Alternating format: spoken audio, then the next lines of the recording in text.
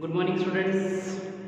Today we will continue our chapter 2, that is matter around us pure?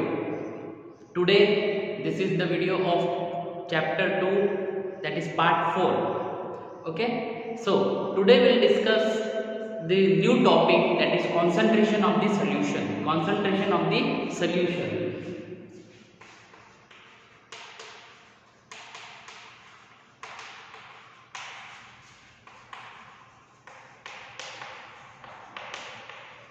Now, the concentration of solution having two concepts, that is mass by mass percent and mass by volume percent. Okay, so the first concept is mass by mass percent.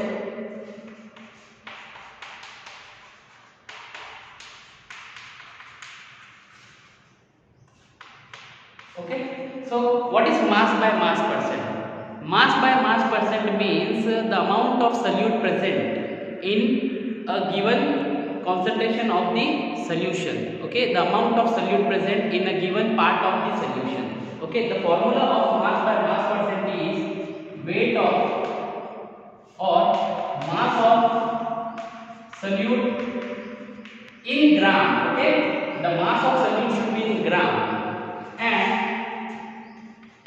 volume of solution, okay, into 100. Volume of solution into 100. This is the mass by mass percent. If the question is find out the mass by mass percent of 5 gram sugar solution, 5 gram, or the question can be if 5 gram sugar is dissolved in 1 liter of solution, then what is mass by mass percent? Okay, so mass of solute, that is the mass of sugar in question, 5 gram, volume of solution in liter, that is 1 liter into 100. Okay, now the second concept of concentration of solution is mass by volume percent. Mass by volume percent. Mass by volume percent. Now the formula will remain same. Okay, mass of solute in gram upon, here the denominator will get changed, that is volume of solvent. Volume of solvent in liter. Volume of solvent in liter into 100. Okay, what is the difference between mass by mass and mass by volume is the mass of solute in gram upon volume of solution into 100. Okay, volume of solution into 100. Here the mass of solute in gram upon volume of solvent in liter. Volume of solvent in liter. Here you can write mass of solute in gram upon mass of solution also. Okay, here you can write the mass of solute in gram upon the mass of solution also. This is also correct. Clear? So this is the topic which was remaining, concentration of the solution. So two formulas are there. Okay, on these formulas small numericals can be asked. So we will discuss the numerical later. Okay, by when we will finish this chapter. Now the next topic is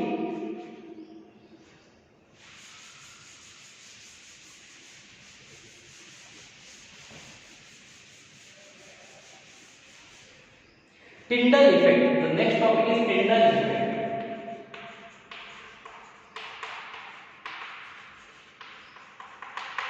What is Tyndall effect? Tyndall effect means when a strong beam of light is passed through the colloidal solution. When a strong beam of light is passed through the colloidal solution, then the path of the light is visible. Okay, when the strong beam of light is passed through the colloidal solution, the path of light becomes visible. Then that effect is known as Tyndall effect. For example, I have suppose this is a glass of water. Okay, suppose now this is water, but suppose this is a glass of water. Okay, if I pass a strong beam of light, for example laser light, strong beam of light, if I pass through this solution, okay, or through this water, then the path of light will not be visible. Okay, the path of light will not be visible. But if I take a colloidal solution, and then I pass the strong beam of light through this solution, then the path of light becomes visible. We can see clearly where the light is passed and what is the path of the light.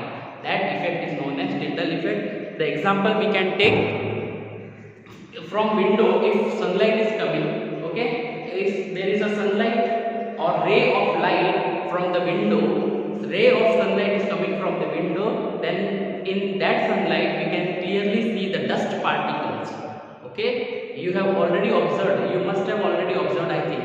Okay, if the ray of light is coming from the window, then in that ray of light we can clearly see the dust particles, and that dust particles are nothing but the colloidal solution, because that dust particles are dispersed in the air, but they are not dissolved in the air, they are dispersed in the air.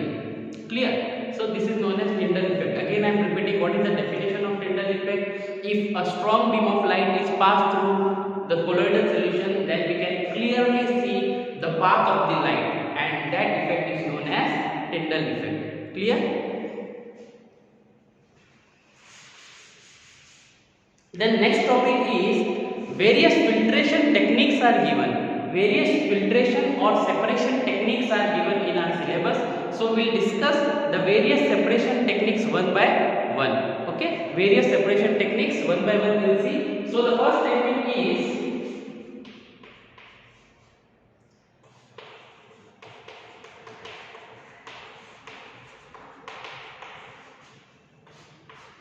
centrifugation. Okay, centrifugation. Now centrifugation is a technique by which the heavier particles are forced to separate at the bottom of the solution and lighter particle to remain on the above. Okay, remain on the above surfaces. The heavier particles are forced to separate at the bottom of the solution and the lighter particle remain above the solution. Okay, on upward layer of the solution. So the centrifugation is a technique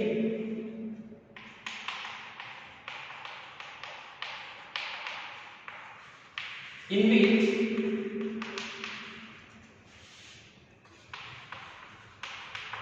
heavier particles are forced to settle at bottom and lighter particles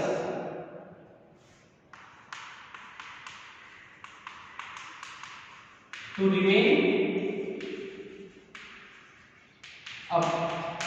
Okay, to remain up. So it is a technique in which the heavier particles are forced to settle at the bottom and the lighter particle to remain up in the solution. Okay, so now what is the application of centrifugation? Okay, now centrifugation, what is the application of centrifugation technique in our day-to-day life? So we will discuss the application one by one.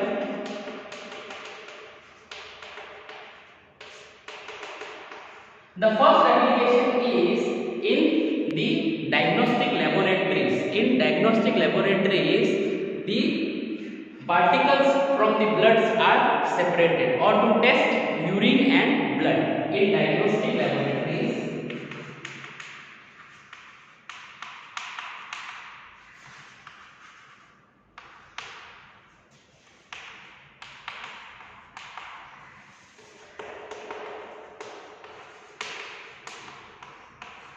Okay, in diagnostic labs to test urine and blood samples. To test urine and blood samples. Now see, what is the centrifugation? Centrifugation techniques. In centrifugation techniques, there is one machine which is known as centrifuge.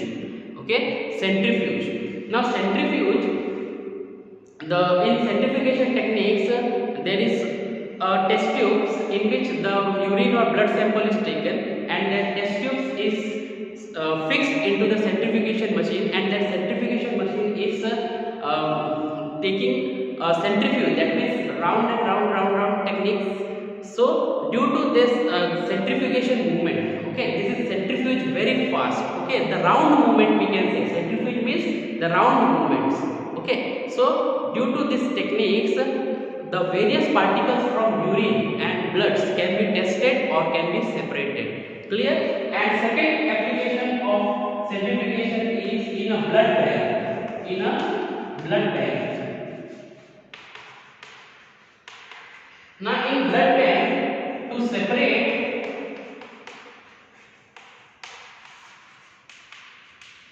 various particles, or that particles we can write it as constituents, various constituents of blood. Okay, now we know that in our blood various constituents particles are there, for example plasma, WBC, RBC, etc. Clear? So these are the applications of the centrifugation.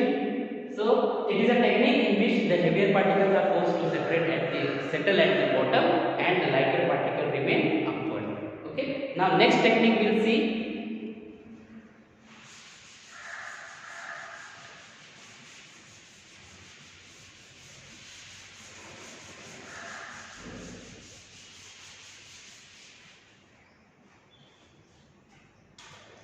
Next technique is magnetic separation.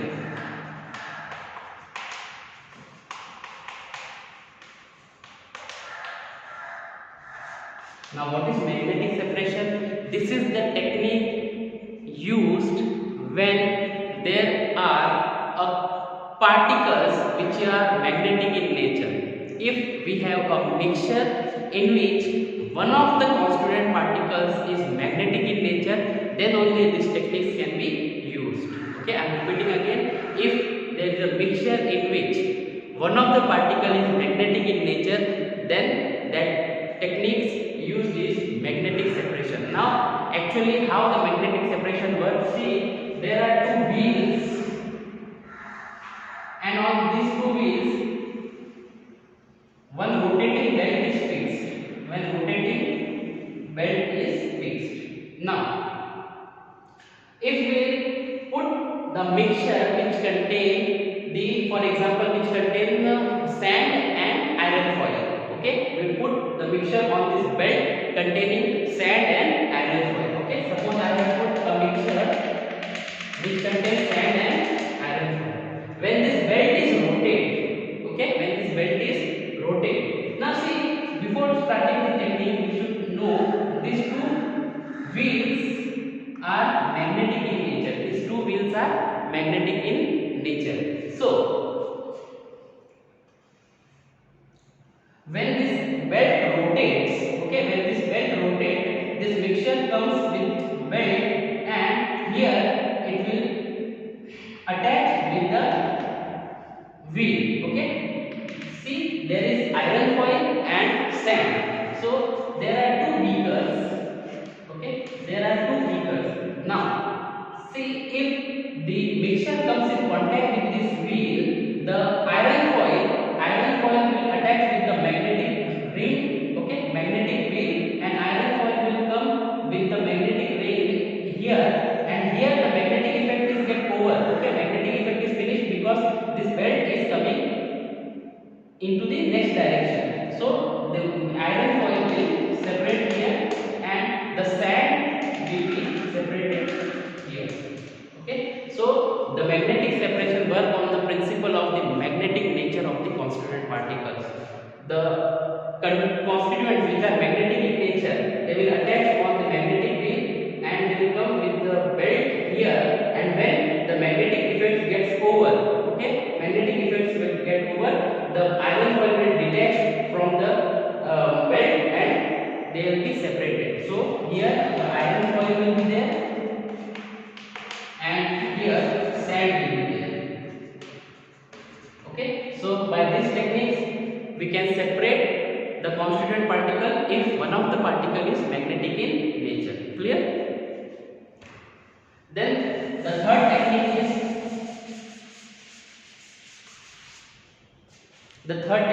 crystallization.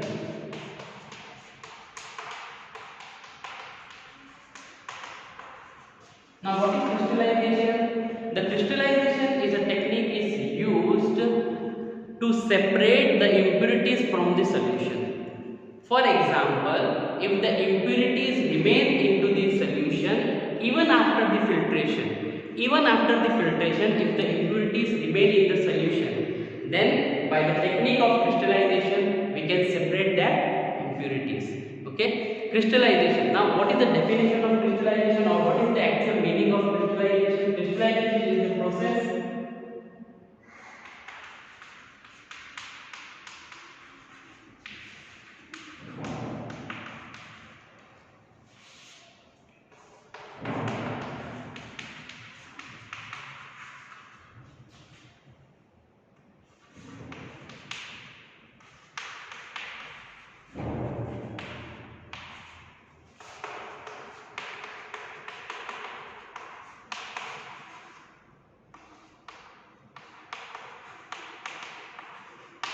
Okay. It is a process in which the solid crystals get separated by cooling the solution. Okay, the solution is cooled. Okay, so at the process of cooling, on the process of cooling, the impurities crystals will be get crystallized into the solid form. Okay, again I am repeating, this technique is used when the impurities is there in the solution even after the filtration. Even after the filtration, the impurity, if the impurities is there in the solution, then we are using the technique that is known as crystallization. So suppose that impurity is there in the solution, okay, even after the filtration, then that solution will get cooled. Okay, then that solution is cooled at very low temperature, and during the cooling, the impurities crystals will get crystallized in a solid form. Okay, so this technique is known as the crystallization. Now the next technique is, the name of the next technique is chromatography.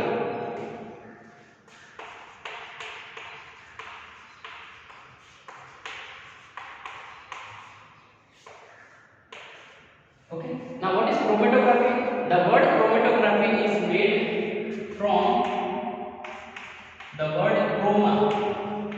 Chroma means color. Okay, chroma means color. So chromatography is a technique in which the various constituents particles are separated. Okay, are separated by using a suitable adsorbing medium. Okay, by using a suitable adsorbing medium. Okay, so chromatography is a technique of separation of various constituents, okay, by adsorbing on suitable adsorbent. Okay, it is a technique of separation of various constituents by adsorbing on suitable adsorbent. Now what is adsorbent? Adsorbent is a surface on which the various constituents particle get adsorbed. Okay, gets adsorbed. Now you should know what is the difference between absorption and adsorption. Okay, you should know the difference between absorption and adsorption.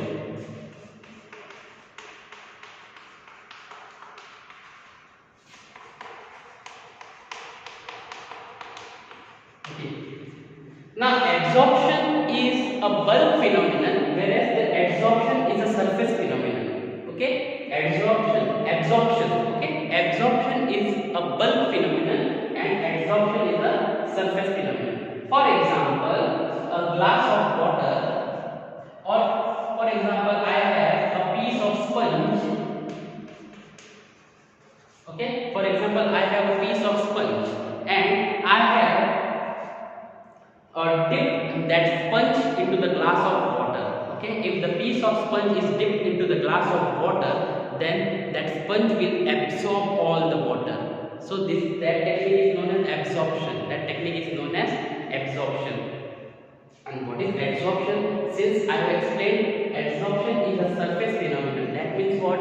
We can take the example, if any surface which is not cleaned for some days, then some dust particles get adsorbed on the surfaces, or dust particles get settled at the surfaces. Then that technique is known as, or that concept is known as adsorption. For example, any surface, or for example, this is your study table and it is not cleaned for some days. For example, it is not cleaned for some days. Then after some days or few weeks, there will be a dust particles on the surface.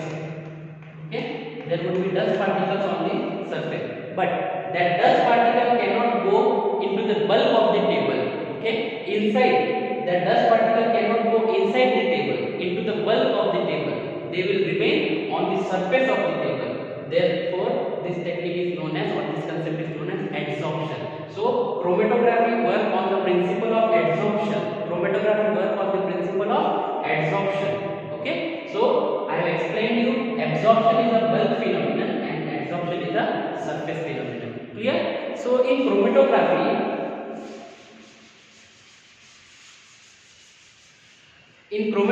there is one paper which is known as chromatography paper.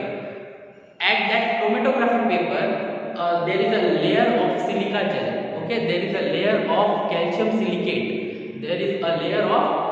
silicate. So if the chromatography paper is dipped into the solution, then the solution will move upward into the chromatography paper, onto the chromatography paper, and various constituents get separated at the different levels.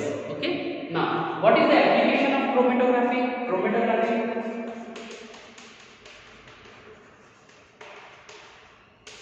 Now the first application of chromatography is in separation of various colors from dye. If we want to separate the various colors from the dye, then this technique is used. Second, for separation of pigments from natural color. Okay, for the separation of various pigments from the natural color. Okay, and third is to separate separation of drugs from blood. Okay, if drug samples have to separate it, if we want to separate the drug samples from the blood, then the technique which is used is known as chromatography. Okay, chromatography is a technique in which various constituent particles get adsorbed on the adsorbing surfaces. Clear? So this was all about the chromatography technique. Next is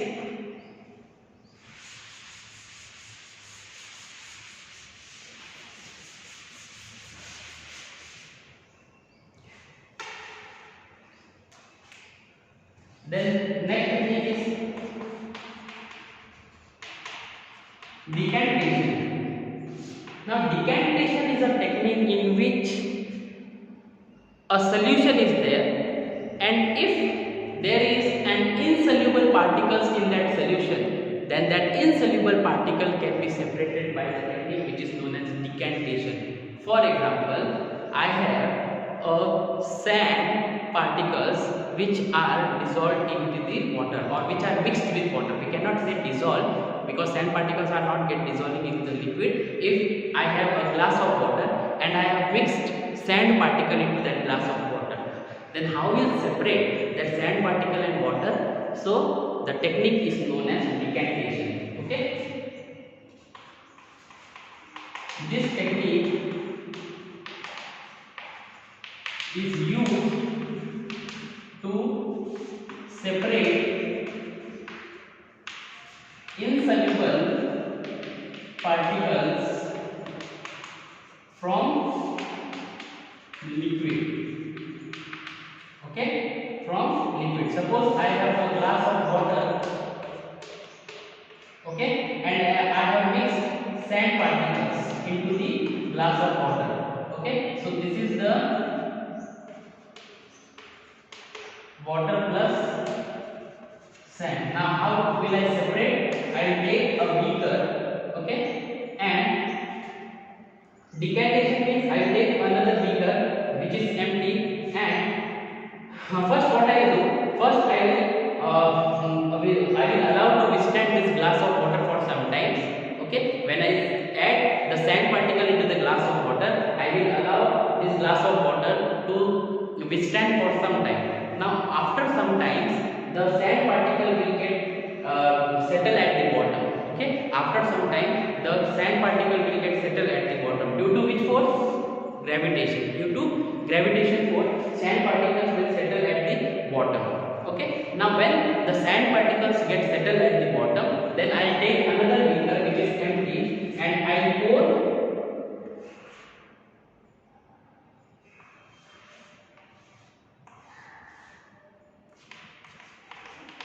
Okay, I will pour the solution which contains liquid, that is water and sand. Now what will happen? The water which is at the upper layer will be separated into glass of water and sand particle will remain here. Sand and this would be water. So this is very simple physical technique by which we can separate the insoluble particles from the liquid. We can separate the insoluble particle from the liquid. When I decant this beaker into empty beaker, the water will get separated into another beaker and sand particle will remain at the bottom. Due to which force? Gravitation force. So this is the technique by which we can separate the insoluble particle from the liquid. Okay, the next technique is distillation. Next technique is distillation.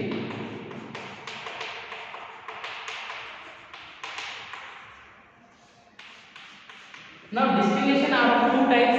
First is simple distillation and another is fractional distillation. Okay. Now distillation is a technique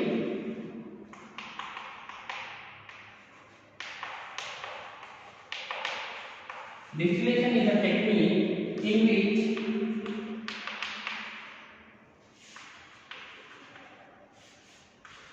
liquid is allowed to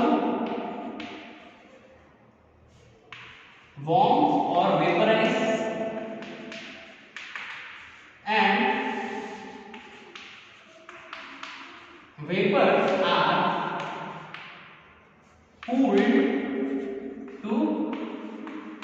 to get back in the form of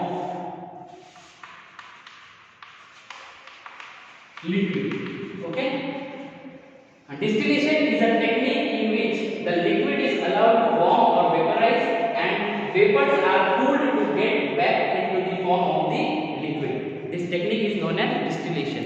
Okay, I am repeating again. Distillation is a technique in which water or a liquid is allowed to warm, or we can say distillation is a technique in which the mixture, okay, or solution is allowed to warm or vaporize, and that vapors are cooled and get back into the form of the liquid is known as distillation. Okay, one very important point about the distillation, the distillation is work on the principle of condensation. Distillation work on the principle of condensation. This technique works on the principle of condensation. Now what is condensation? Condensation is when the vapors are cooled, then that vapors are converted into the liquid form. That technique is known as condensation. So distillation is a technique which works on the principle of condensation only. Clear? So now distillation are of two types. Okay, distillation are of two types. First is simple distillation and another is fractional distillation. First is simple distillation and fractional distillation.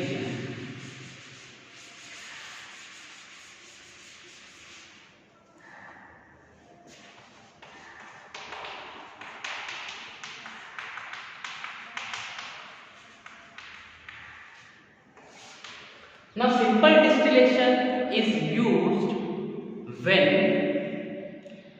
the solution have the constituents particles or the solution have the constituent mediums. If one solution is there, for example a solution of water and ethanol, okay, solution of water and ethanol, water having the boiling point at 100 degrees Celsius and ethanol having the boiling point 78 degrees Celsius. Okay, suppose I have a solution containing water and ethanol. The boiling point of water is 100 and the boiling point of ethanol is 78. Now see, one medium having the boiling point 100 and another having the boiling point 78. So there is a huge difference between the boiling point. There is huge difference between the boiling point. So simple distillation is a technique which is used when there is a very large difference between the boiling point of two liquids. If two liquids having a large difference in the boiling point, then only the simple distillation technique is used. Okay, so now actually how the simple distillation technique is used, we can understand by rough diagram. For example, I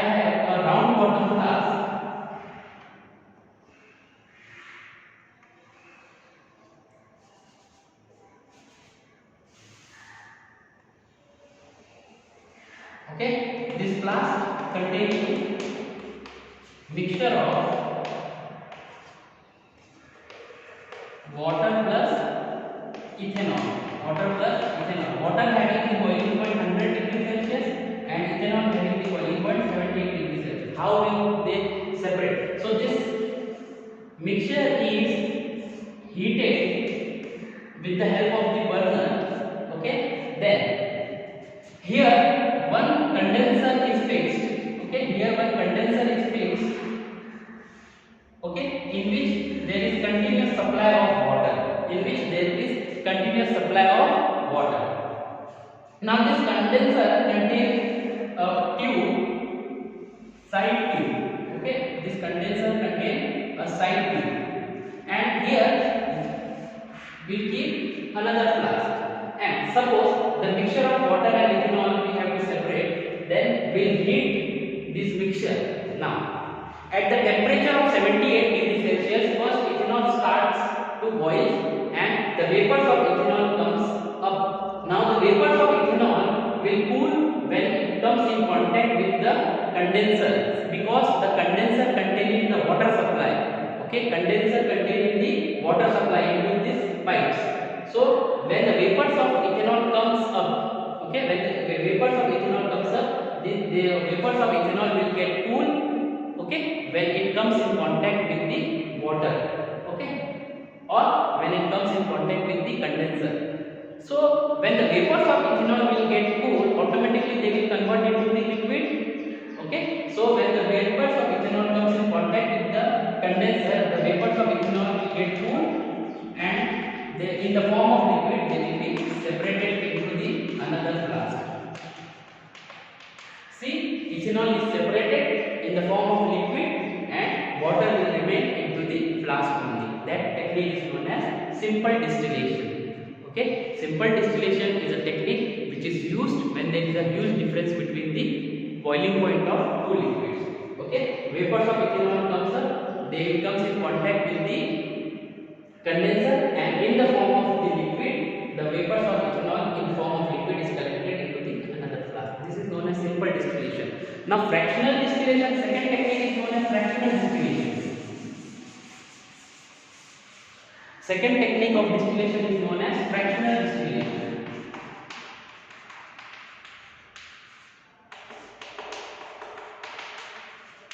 Now fractional distillation is a technique. Fractional distillation is a technique which is used when there is very minute difference between the boiling point of two liquids. When there is minute difference between the boiling point of two liquids. For example, I have two liquids, liquid 1 plus liquid 2. Suppose the liquid 1 is having the boiling point 78 and liquid 2 is having the boiling point 80. Okay, see there is a minute difference between the boiling point of liquid 1 and liquid 2. So in that case, the technique which is used, which is known as fractional distillation, Clear? Now next technique is evaporation. We have already discussed what is evaporation. Okay, sublimation, when the solids is directly converted into the gases without going into the intermediate state, that is liquid, that is known as sublimation. Okay, so these were all the physical technique by which we can separate the mixture, or we can separate the constituent particles from the mixture. Okay, so here we have finished with the chapter, that is chapter 2, matter in our surrounding. Thank you very much.